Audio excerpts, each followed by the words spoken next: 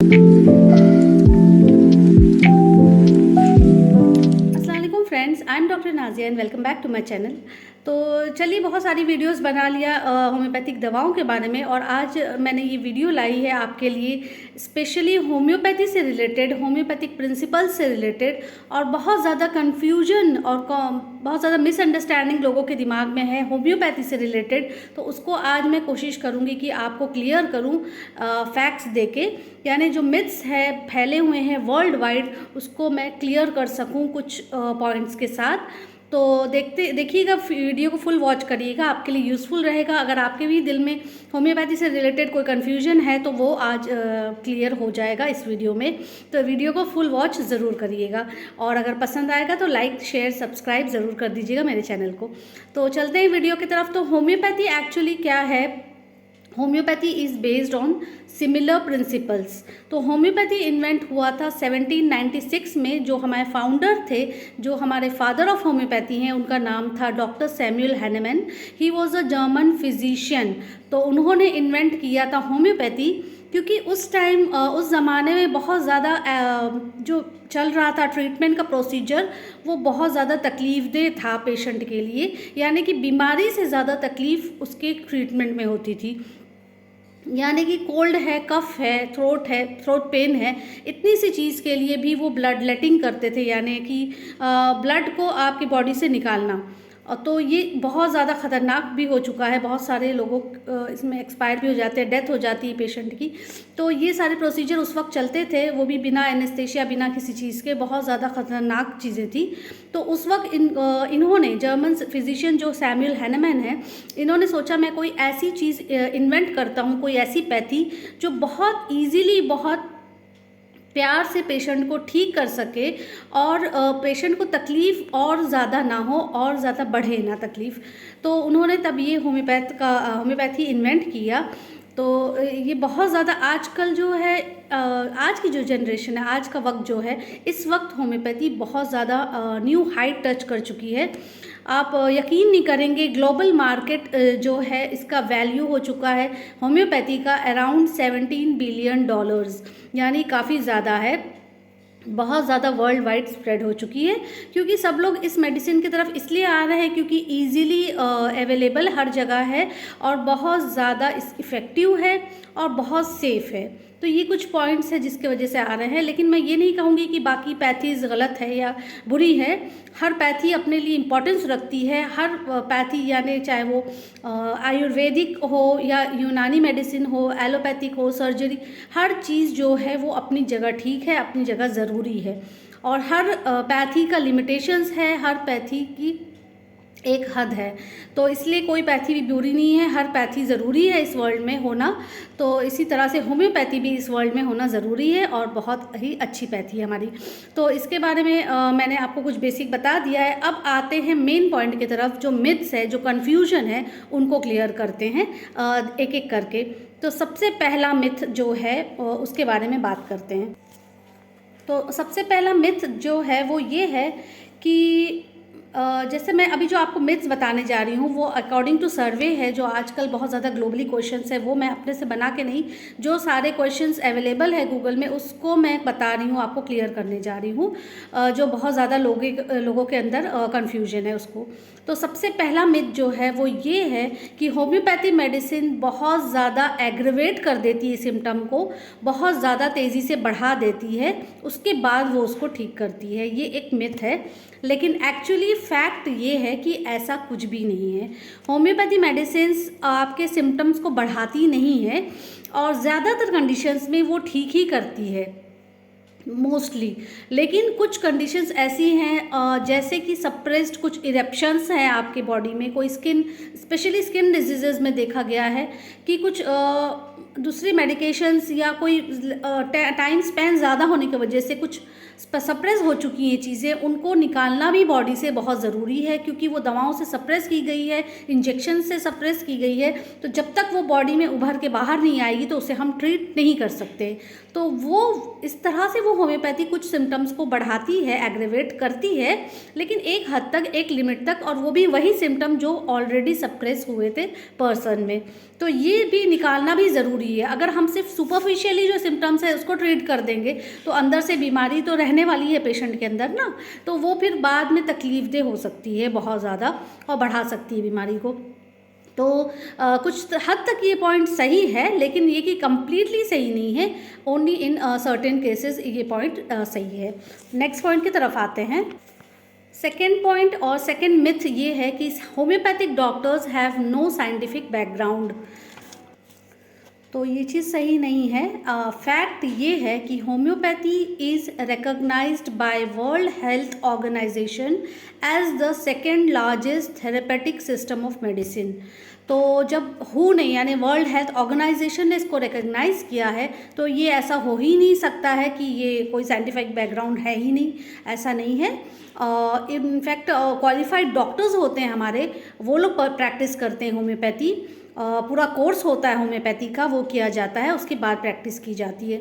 और in fact homeopathy तो बहुत अच्छा होलिस्टिक अप्रोच है, यानी कि पेशेंट को पूरी तरह से वो ठीक करने की कोशिश करता है, यानी सिर्फ पर्टिकुलर सिम्टम के लिए नहीं, कंप्लीट क्योर चाहता है पेशेंट का इंडिविजुअलाइजेशन के थ्रू, और पूरी हिस्ट्री लेके उसके बाद पेशेंट को ठीक किया जाता है ताकि पेशेंट कंप्लीटली क्योर हो सके। तो ये चीज़ भी फैक्ट से बिल्कुल ही अलग है। तो नेक्स्ट पॉइंट की तरफ आते हैं। थर्ड मिथ ये है, बहुत ज़्यादा कॉमन है, कि homeopathy is merely a placebo effect. तो ये इसके फैक्ट के बारे में मैं बात करूँगी कि प्लेसिबो इफ़ेक्ट यानी प्लेसिबो मतलब ये होता है कि उसमें कोई मेडिसिनल पावर नहीं है, वो सिंपल एक ग्लोब्यूल्स है, ये कहना है अकॉर्डिंग टू सम पीपल। लेकिन ऐसा कुछ भी नहीं है, क्योंकि अगर ऐसा होता तो कैसे मतलब लोगों का ये मानना है कि जो हम दवा देते हैं पेशेंट को, वो पेशेंट मेंटल सेटिस्फैक्शन की वजह से अच्छा हो रहा है, यानी कि उसको हाँ कि चलो डॉक्टर ने दवा दी है तो भले ही वो शुगर ही दे दिया है उठा के, लेकिन पेशेंट को अच्छा लगने लगता है कि हाँ डॉक्टर ने भाई हमको होम्योपैथी की दवा दिया है तो हम अच्छे हो रहे हैं। चलो ये एक तरह से मान भी लेते हैं, लेकिन बच्चों का क्या कहेंगे आप? बच्चों को तो ये सेटिस्फैक्शन नहीं हो सकता, छोटे बच्चे हैं, न्यू बॉर्न बेबीज़ हैं, उनको कैसे आराम हो रहा है होम्योपैथी की दवा से? एनिमल्स को कैसे आराम हो रहा है होम्योपैथी की दवा से? या कोई मेंटली रिटार्डेड पर्सन है जो ज़्यादा सोच पा नहीं सकता है, उसको कैसे आराम होता है? तो ये बात कहना बिल्कुल भी गलत है कि होम्योपैथी प्लेसिबो इफ़ेक्ट क्रिएट करता है। होम्योपैथी में हर दवा जो दी जाती है उसके अंदर मेडिसिनल प्रॉपर्टीज़ होती है, जो काफ़ी रिसर्च साइंटिफिकल प्रूविंग के बाद उसको लाया गया है सामने, ऐसे ही कोई भी दवा नहीं दी जाती है। तो ये चीज़ कहना गलत है कि होम्योपैथी में सिर्फ प्लेसिबो इफ़ेक्ट होता है, मतलब इस पॉइंट को तो आप बिल्कुल थ्रो कर सकते हैं, क्योंकि एकदम भी ये गलत चीज़ है। तो अब नेक्स्ट फैक्ट की तरफ आते हैं। तो नेक्स्ट मिथ ये है कि homeopathy only helps in chronic elements not in acute cases, मतलब एक्यूट डिजीजेस सही नहीं कर सकती, सिर्फ क्रॉनिक एलिमेंट सही कर सकती है होम्योपैथी। तो फैक्ट ये है कि होम्योपैथी एक्यूट हो या क्रॉनिक हो, हर एलिमेंट का ट्रीटमेंट कर सकती है, अगर प्रॉपर इंडिविजुअलाइजेशन और प्रॉपर केस टेकिंग ली जाए तो दोनों चीज़ का ट्रीटमेंट किया जा सकता है। और एक्यूट केसेस में भी बहुत इफ़ेक्टिव है होम्योपैथी। आप देखते होंगे कि साइनोसाइटिस वगैरह के पेशेंट, फिर स्किन में कुछ अल्सर इरप्शन हो गया, फीवर है पेशेंट को, कफ है, कोल्ड है, निमोनिया है, हेपेटाइटिस है, इस तरह के जो कॉमन एक्यूट सिम्टम्स एकदम से उभरते हैं, उसको भी होम्योपैथी बहुत अच्छी तरह ट्रीट करता है, बहुत अच्छी तरह पेशेंट अच्छा भी हो जाता है। तो ऐसी चीज़ नहीं है कि सिर्फ क्रॉनिक ही डिजीज़ को ठीक करता है, both acute and chronic are treated equally in homeopathy. तो ये पॉइंट भी गलत है। नेक्स्ट मिथ ये है कि homeopaths are quacks and they are not qualified. तो ये मिथ तो पढ़ के मुझे हंसी आ रही थी कि इतना ज़्यादा सेंस ऑफ ह्यूमर कैसा हो सकता है पर्सन का, इस तरह से कह सकते हैं। ये मिथ बहुत ज़्यादा फैला हुआ है कि होम्योपैथ्स आर नॉट क्वालिफाइड। तो इसको मैं क्लियर करना चाहूँगी। इसका फैक्ट ये है कि in India it takes 5.5 years to be a graduate of homeopath, यानी ग्रेजुएशन कंप्लीट करने के लिए आपको 5.5 to 6 years लगता है, विद इंटर्नशिप 7 years लग जाता है। और act of parliament has recognised homeopathy syllabus जो होम्योपैथी का है it is the same as the conventional medicine, यानी कि जो अल्टरनेटिव मेडिसिन है एलोपैथिक या कोई भी मेडिसिन का जो सिलेबस है पढ़ाई में वो हम लोग का भी इक्वल ही है, होम्योपैथ वालों का भी सेम होता है सिलेबस, यानी जो सब्जेक्ट्स वो पढ़ते हैं वही सब्जेक्ट्स हम पढ़ते हैं ड्यूरिंग आवर ग्रेजुएशन। यानी कि हमने भी एनाटॉमी पढ़ी है, फिजियोलॉजी पढ़ा है, होम्योपैथिक फार्मेसी पढ़ते हैं होम्योपैथिक से रिलेटेड, और फिर ऑर्गेनॉन है होम्योपैथ से रिलेटेड। नेक्स्ट है कि जो कॉमन है और उसमें आता है माइक्रोबायोलॉजी, पैथोलॉजी, पैरासाइटोलॉजी, ये सारी चीज़ें आती हैं। सर्जरी एक सब्जेक्ट होता है, गायनेकोलॉजी होता है, ऑब्स्टेट्रिक्स होता है, और टॉक्सिकोलॉजी होता है, फोरेंसिक मेडिसिन हम पढ़ते हैं, और मेडिसिन भी हम पढ़ते हैं। यानी कि ये सारे सब्जेक्ट्स हम भी पढ़ते हैं अपने 5.5 years कोर्स में, जो कि कोई भी ऑल्टरनेटिव मेडिसिन वाले पढ़ते हैं। तो सारे सिस्टम ऑफ मेडिसिन अच्छे हैं, कोई गलत नहीं है, लेकिन सबका तरीका एक्ट करने का अलग है। ऐसा नहीं कि हम लोग ने पढ़ा नहीं है, हर चीज़ पढ़ी है, हर सब्जेक्ट हमने भी कवर किया है, और बस ये कि मेडिसिन जो है वो हम अपनी पढ़ते हैं, लेकिन जो प्रोसीजर है ट्रीटमेंट का, पेशेंट का डिटेल सारी जानना, वो सारी हमको भी पढ़ाई जाती है, और इवन सर्जरी भी एक सब्जेक्ट होता है। तो ये सारी चीज़ें हैं, तो आप ये नहीं कह सकते कि homeopaths are not qualified, they are well qualified doctors. और एक्ट ऐसे ही नहीं, दुनिया में इतना ज़्यादा होम्योपैथी स्प्रेड हुआ है, बहुत अच्छी एक्टिंग है, बहुत सेफ़ है।